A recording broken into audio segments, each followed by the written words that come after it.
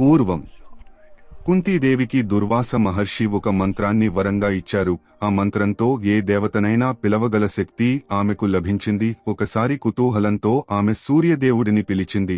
ఆయన ఆశీర్వాదంతో ఆమెకు ఓ అద్భుత శిశువు జన్మించాడు. బంగారపు కవచం, చెవుల్లో కుండలాలతో ప్రకాశించే బాలుడు కర్ణుడు. వివాహం కాని కుంతి అపకీర్తి భయంతో ఆ శిశువుని బుట్టలో పెట్టి గంగానదిలో వదిలేసింది. ఆ శిశువుని ఓ రథసారథి అధిరథుడు, అతని భార్య రాధాదేవి కనుగొన్నారు.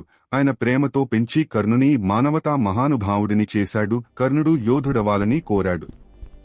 కాని సమాజం అతని కులాన్ని చూడడంతో తిరస్కరించింది. ద్రోణుడు తిరస్కరించాడు. పరశురాముని దగ్గర బ్రాహ్మణుడినని అబద్ధం చెప్పి శిక్షణ పొందాడు. ఒకరోజు గురువు పరశురాముడు అతని నిజమైన జన్మతత్వం తెలుసుకుని కర్ణుడికి శాపం ఇచ్చాడు. నీకు అత్యవసర సమయానికి యుద్ధ విద్య మరిచిపోతావు. హస్తినాపుర సభలో కర్ణుని అపహాస్యం చేశారు. అప్పుడు దుర్యోధనుడు ముందుకు వచ్చి అతనికి అంగదేశ రాజ్యాన్ని ఇచ్చాడు. అప్పటినుండి కర్ణుడు అతనికి ప్రాణంగా ఉండిపోయాడు. స్నేహానికి బానిసగా కురుక్షేత్ర యుద్ధానికి ముందు కుంతి అతనిని కలిసింది.